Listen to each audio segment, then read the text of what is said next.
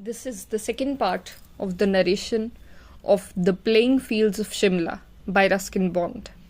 I have taken the story from a collection named At School with Ruskin Bond, published by Ratna Sagar.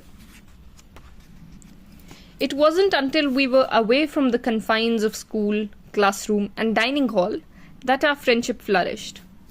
The hockey team travelled to Sanavar on the next mountain range, where we were to play a couple of matches against our old rivals, the Lawrence Mill Royal Military School. This had been my father's old school, but I did not know that in his time it had also been a military orphanage. Grandfather, who had been a foot soldier of the likes of Kipling's Mulvaney, Ortheris and Learoyd, had joined the Scottish Rifles after leaving home at the age of 17. He had died while his children were still very young, but my father's more rounded education had enabled him to become an officer. Umar and I were thrown together a good deal during the visit to Sanavar, and in our more leisurely moments, strolling undisturbed around a school where we were guests and not pupils, we exchanged life histories and other confidences. Umar, too, had lost his father. Had I sensed that before? Shot in some tribal encounter on the frontier, for he hailed from the lawless lands beyond Peshawar. A wealthy uncle was seeing to Umar's education. The RAF was now seeing to mine. We wandered into the school chapel, and there I found my father's name, A. Bond, on the school's roll of honor board. Old boys who had lost their lives while serving during the two world wars. What did his initials stand for? Asked Umar. Aubrey Alexander. Unusual names like yours. Why did your parents call you Ruskin? I'm not sure. I think my father liked the works of John Ruskin, who wrote on serious subjects like art and architecture. I don't think anyone reads him now. They will read me, though. I had already started writing my first book. It was called 9 Months. The length of the school term, not a pregnancy.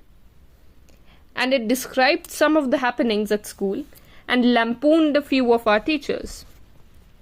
I had filled 3 slim exercise books with this premature literary project, and I allowed Umar to go through them. He must have been my first reader and critic. They are very interesting, he said, but you will get into trouble if someone finds them, especially Mr. Oliver. And he read out an offending verse. I have to admit it wasn't great literature. I was better at hockey and football. I made some spectacular saves, and we won our matches against Sanavar. When we returned to Shimla, we were school heroes for a couple of days, and lost some of our reticence. We were even a little more forthcoming with other boys. And then Mr. Fisher, my housemaster, discovered my literary opus, 9 Months, under my mattress, and took it away and read it, as he told me later, from cover to cover. Corporal punishment then being in vogue, I was given 6 of the best with a springy malacca cane, and my manuscript was torn up and deposited in Fisher's wastepaper basket. All I had to show for my efforts were some purple welts on my bottom. These were proudly displayed to all who were interested, and I was a hero for another 2 days. Will you go away too when the British leave India? Umar asked me one day. I don't think so, I said. My stepfather is Indian. Everyone is saying that our leaders and the British are going to divide the country. Shimla will be in India, Peshawar in Pakistan. Oh, it won't happen, I said glibly. How can they cut up such a big country?